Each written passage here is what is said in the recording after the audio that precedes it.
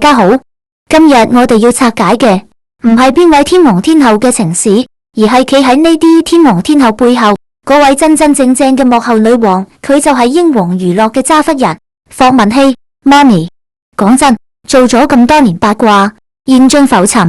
你睇霍汶希依家企出嚟，一襲型格西裝，氣長2.8米，無論係面對傳媒嘅長槍短炮，定係處理旗下藝人嘅世紀大災難，佢都係霸氣、冷靜、專業到好似 AI 咁。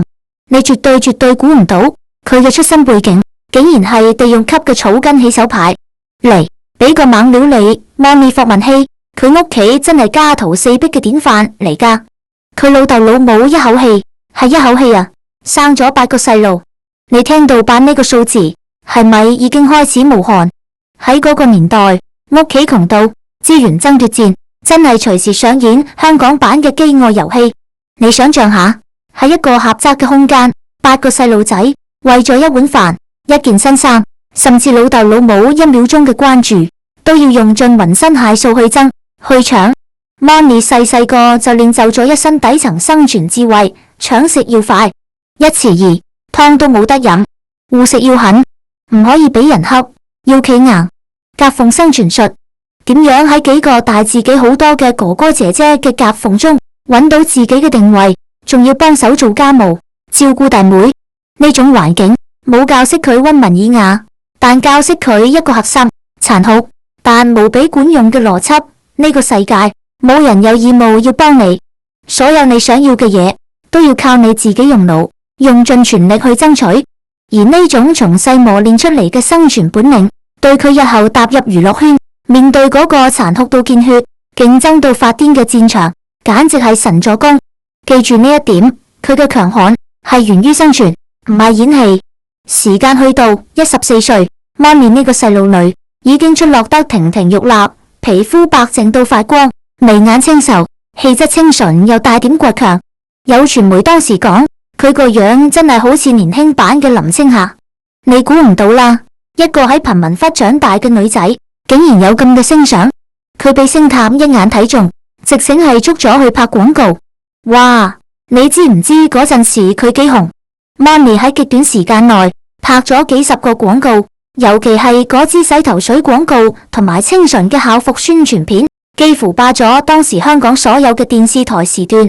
媒體爭住封佢做小林青霞，佢成為咗香港廣告界嘅寵兒。你話誇唔誇張？未夠16歲，佢已經係當時嘅廣告女王。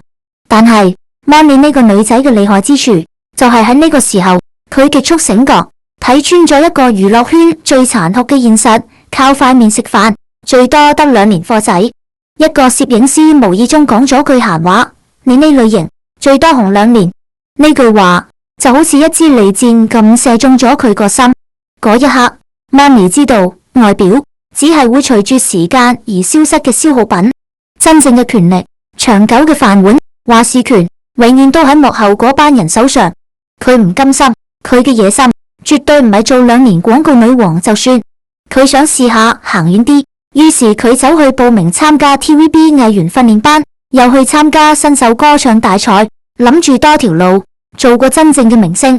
點知兩邊都食白果，無論係做戲定唱歌，佢都唔係最突出嗰個。嗰陣時佢先得17歲，第一次感受到娛樂圈嘅冰冷同殘酷。但媽咪冇收聲收皮，佢做咗一個好多人會睇唔起嘅決定。白天繼續去面試，去跑龍套，夜晚喺便利店打工，為咗生活。你以為佢喺便利店係浪費時間？錯，佢喺便利店嗰段時間反而結識咗好多廣告圈、公關界嘅幕後人士。佢唔係八卦，佢係觀察。佢觀察到一個現象：明星只係棋子，只係產品。真正賺大錢、決定呢啲產品生殺大權、決定佢哋命運同埋財富嘅，係經紀人、策劃人、製片人呢啲幕後操盤手。於是佢做咗一個驚人嘅決定：既然做唔到明星，我就要做操盤明星嘅人。呢個思維嘅轉變係佢人生最重要嘅分水嶺。佢開始主動接觸幕後工作，幫手跑腿、打雜、攞道具。當時佢只得18歲，但已經展示出女強人嘅天賦，精明、強勢、據理力爭。算賬時分毫不差。之後佢轉去一間模特兒公司做助理，佢唔係淨係聽命令做嘢，佢係計算，佢會計到實，一個廣告可以拍幾耐，藝人紅咗可以加幾多價，點樣令客戶覺得物超所值。短短幾個月，佢就變咗老闆嘅左右護法。呢個時候，媽咪已經磨利咗自己把刀，準備向更大嘅戰場英皇娛樂進發。去到1993年，21歲嘅霍汶希正式加入英皇娛樂。你知唔知嗰陣時嘅英皇係啱啱起步，資源緊張到一個點。媽咪係公司最年輕嘅經紀人，佢做過助理，做過宣傳，仲要兼任司機，真係一日忙到見唔到太陽。但係真正令佢一戰成名、封神立脈嘅，係公司交俾佢一個圈內公認嘅地獄級任務，帶謝霆鋒。嗰年謝霆鋒先得16歲，啱啱有加拿大返嚟。佢唔單止有樣識音樂，仲有四哥謝賢同拉姑迪波拉呢種家底。正正因為有家底有才華，所以佢嘅脾氣亦爆到癲。佢最憎人哋拎佢同父母比較，最忌諱俾人話佢靠父蔭。圈內人都知呢個星二代根本係燙手山芋。之前幾個經紀人都俾佢激到辭職唔撈。當霍汶希第一次見到霆鋒嗰陣，經典嘅一幕嚟啦。霆鋒戴住黑色超，雙手插袋，一副唔好搞我嘅態度，一開口就問你憑乜嘢管我？霍汶希嘅回應真係教科書級別，佢冇發火，冇退縮，反而笑住講：我唔係想管你，我只係想幫你揸奶媽。你負責做自己，我負責清晒你身邊啲障礙。媽咪好清楚，對付霆鋒呢種極度叛逆嘅天才，唔可以靠權威壓制，更加唔可以用指責嚟激怒佢，一定要靠理解同信任。佢冇直接鬧霆鋒，反而係暗中觀察。佢用一本筆記簿詳細記錄霆鋒嘅行程、情緒，佢同邊個講嘢會開心，邊個話題會黑面。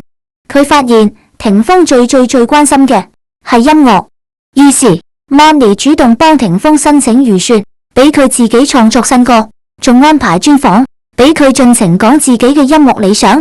當霆鋒見到有人真正尊重佢嘅音樂，而唔係淨係將佢當成搖錢樹嗰陣，佢嘅心房開始慢慢崩塌。嗰次訪之後，霆鋒第一次主動對媽咪講咗句多謝。媽咪知道呢隻野馬終於肯鬆口俾佢騎啦。1998年，謝霆鋒憑借謝謝你嘅愛1999一夜爆紅，隨之而來嘅係無窮無盡嘅通告、巡演同埋失控嘅衝動。霆鋒年輕氣盛，經常因為唔滿意公司安排，一言不合就黑面掟咪走人。最嚴重嗰次，佢喺頒獎典禮後台掟咪離場，全場嘩然。霍汶希當場嚇到臉青口唇白，但佢仍然強撐笑臉為霆鋒圓場。第二日，媽咪冇責罵佢，只係將一疊疊粉絲嘅來信放喺霆鋒面前。霆鋒嗰刻終於意識到，有人比佢自己更關心佢嘅事業，更緊張佢嘅前途。媽咪成為咗謝霆鋒嘅金剛不壞保護罩，擋酒女王。應付難纏贊助商，佢成日硬住頭皮陪酒，有轉佢可以一餐飲3斤白酒都面不改色，為嘅就係唔俾霆鋒出醜，唔俾贊助商得逞。危機公關，每次霆鋒出事，佢總係喺最短時間內揾到補救方案，將佢嘅衝動行為轉化為真性情，年輕人率真嘅焦點。細節控，每次活動前佢要提前踩點，連酒會上嘉賓嘅就座順序、燈光角度，甚至米牌擺位都要確認，務求萬無一失。因為佢嘅專業同埋硬朗，圈內人都知唔可以惹英皇嗰位霍姐。媽咪成功有一個經紀人，進化成霆鋒嘅並肩作戰夥伴，同埋佢嘅人生教練。當謝霆鋒、容祖兒、Twins 組合都成為霍汶希手下嘅黃金組合，佢順利晉升為英皇嘅總經紀人。正當大家以為佢可以賺錢賺到手軟嗰陣，一場世紀公關大海嘯突如其來，毫無預警地爆發咗。2008年初，艷照門幾百張相瘋傳，涉事者陳冠希、阿嬌，甚至間接牽連到當時已婚嘅謝霆鋒同張柏芝。一夜之間，霍汶希嘅電話響個不停，媒體、警方、廣告商，每一個人都逼問英皇嘅回應。只要處理錯一步，英皇10幾年嘅金字招牌隨時玩完。佢手上握住嘅幾個黃牌隨時會變黑牌。公司高層意見嚴重分裂，有人主張徹底封殺阿嬌，令輿論自然冷卻；有人主張強硬反擊，告到啲媒體怕。但喺咁混亂嘅局面下，係霍汶希拍板定案，唔可以躲，越躲越死。我哋要主動迎戰，打真情牌。佢決定押寶阿嬌，打真情牌。一、素顏道歉。佢安排阿嬌素顏出鏡，喺記者會上唔閃躲，唔迴避，只講真話。阿嬌喺法會上喊住講出我太天真太傻呢一句。你知唔知呢一句說話喺電視上播出嗰一刻，輿論開始反轉，社會上好多人由最初嘅謾罵轉為同情同唏噓。Money 呢一仗贏得驚險又漂亮，佢冇為自己辯護，只係呈現受害者嘅形象。二、消失1年，佢清楚單靠道歉係唔夠嘅，隨即制定徹底消失1年嘅策略，利用娛樂圈嘅健忘定律，等風頭過後再做打算。三、綜藝回歸1年後，佢安排阿嬌以嘉賓身份喺人氣綜藝節目上重新講述經歷，佢親自陪阿嬌排10幾次，連語氣、眼神、停頓都設計得恰到好處，結果節目收視爆棚。評論區一片阿嬌好勇敢，女仔要互相體諒嘅聲音。霍汶希再次證明，佢唔單止係經紀人，佢係港眷最強嘅公關操盤手。佢將一個毀滅性嘅負面新聞變成一個浴火重生嘅感人故事。喺呢場風暴入面，最危險嘅其實係謝霆鋒。外界瘋狂揣測佢會唔會離婚，會唔會退出娛樂圈。如果霆鋒嘅婚姻出問題，佢嘅好男人形象就徹底崩塌。霍汶希第一時間揾到霆鋒，勸佢保持沉默，唔回應，唔澄清，只做支持妻子嘅姿態。幾日後，佢安排霆鋒公開站台，表示會支持阿嬌渡過難關。支持妻子渡過難關呢一句說話，直接令謝霆鋒嘅人設大逆轉。有一個八卦風暴嘅受害者，一秒變成有擔當、負責任嘅好男人、好丈夫。霍汶希用短短一句話救反咗謝霆鋒嘅口碑，亦穩住咗英皇嘅根基。嗰段時間 Money 真係攞命做嘢，日頭應付幾千萬嘅廣告合約賠償，晚黑安撫情緒崩潰嘅藝人。阿嬌情緒崩潰，話唔想活嗰陣， Money 聽完乜都冇講，直衝去佢屋企，硬生生拖佢去散步4個鐘頭。佢話經紀人唔可以喊，喊咗就冇人信你可以解決問題。佢一邊協調廣告商幾千萬嘅解約賠償，一邊游說新嘅合作方。佢仲後生，會重新企起身嘅。佢唔理人哋嘲笑佢護短，佢清楚如果放棄阿嬌，就係放棄自己多年建立嘅信任系統。佢要救嘅唔單止係一個人，而係成個英皇團隊嘅士氣同根基。呢個就係女王嘅婉言。艷照門風波平息之後，Money冇放鬆。佢即刻策劃 Twins 嘅重組同埋懷舊演唱會。呢場演唱會主打成長友情，令觀眾重新睇到嗰個純真嘅 Twins。結果門票5分鐘售罄。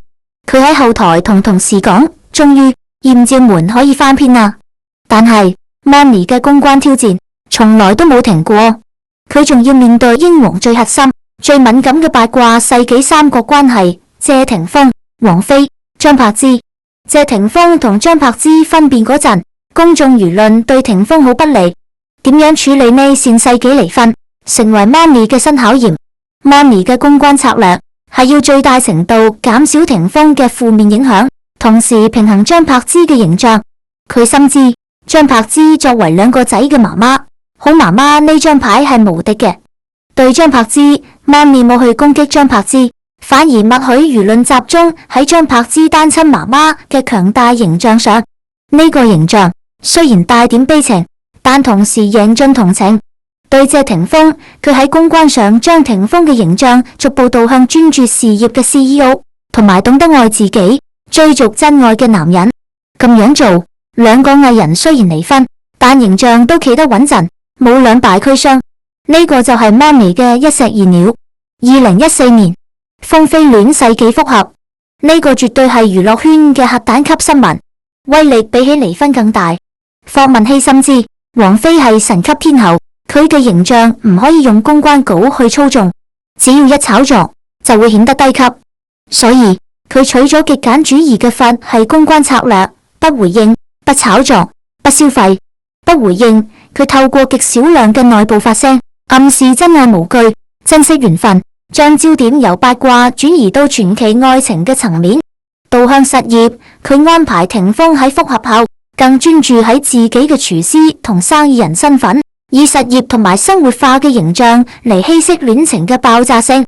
Money 成功做到公關於無形，佢令公眾覺得王菲同謝霆鋒嘅愛情係仙品，唔容許凡人去過度討論同干涉。呢種手法比起大肆炒作更高明，更符合天王天后嘅身份。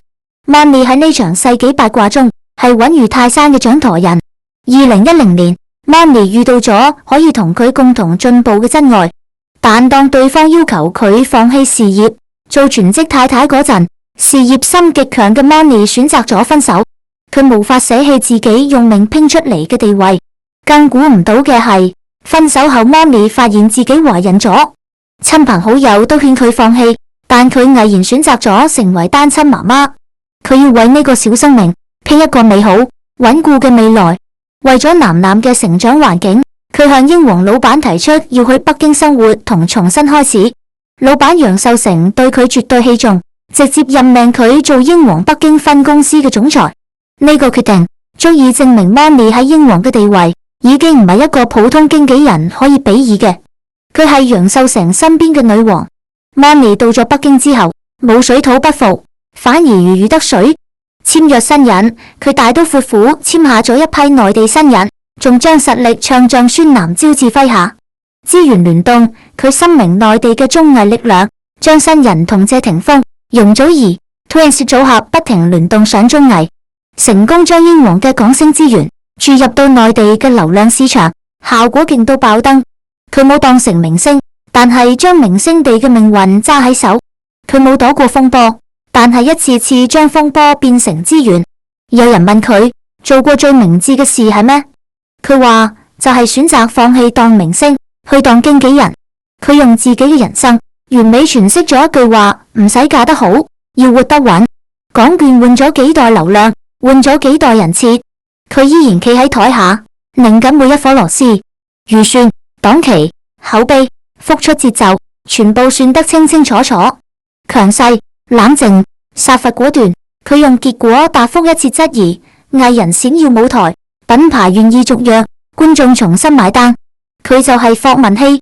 好啦，今日霍汶希嘅傳奇人生就講到呢度，我哋嚟做一個重點回顧呢位公關女戰神嘅5大封神時刻。一、傳奇誕生，有底層小林青霞極速覺醒，佢放棄前台光環，用草根智慧闖入幕後，確立幕後操盤手嘅強者思維。二、馴服野馬，佢用奶媽嘅姿態、理解同信任，成功馴服火爆少年謝霆鋒，成為佢嘅貼身保護罩，將衝動變為個人焦點，奠定佢英皇鐵娘子嘅地位。三、世紀公關，面對艷照門危機，佢果斷拍板用素顏真情牌救返阿嬌，再用支持妻子渡過難關一句話逆轉謝霆鋒嘅人設。佢係港券最強嘅危機公關女戰神。四、公關平衡術，喺謝霆鋒、張柏芝、王菲嘅世紀三角關係中，佢平衡各方形象，為封菲嘅世紀復合鋪路。佢做公關於無形，令天王天后嘅愛情變得高不可攀。五、逆風女王，佢選擇做單親媽媽，毅然北上，成為英皇北京總裁，將港券經驗帶到內地，再創事業高峰，證明佢嘅個人價值遠超於任何婚姻。霍汶希，佢唔係邊個嘅影子，亦唔係邊個嘅保護殼，佢係將港券危機當成題海，將職場當成賽道嘅女人。下一回風浪來臨時，佢一定仲會企喺第一排，繼續運籌帷幄。世界好大，我哋有一句真話開始了解佢。多謝你願意聽到最後。如果你中意呢一期咁詳盡、咁爆炸性嘅內容，記得點個讚，留個言話我知你對 Money 邊一單公關事件最深刻。最緊要順手訂閱一下我，唔好錯過下一集嘅猛料。下次再見。